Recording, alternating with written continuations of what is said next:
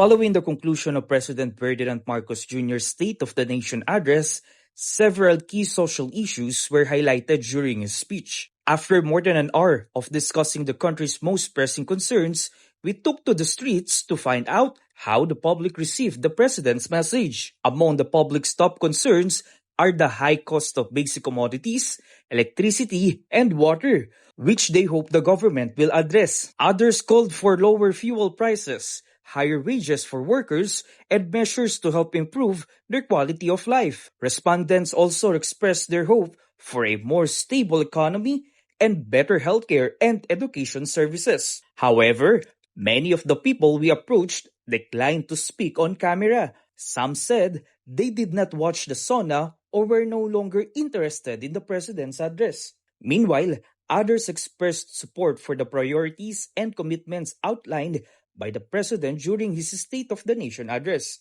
Lahat ng ginanggit niya, nagustuhan ko lahat. Mas kumanda pa Pilipinas. Sa aking palagay, panahon na para tanggalin na natin ang systems laws na pinapasa sa consumer.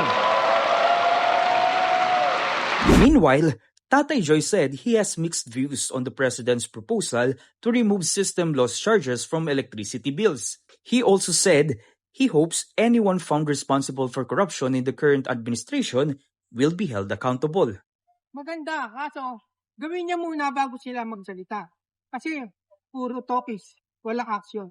Nagnakaw ka ng isang kamatis, bugbog ka na, kulong ka pa. Samantala mga mayayaman dahil milyonaryo ang ninakaw, wala nakukulong.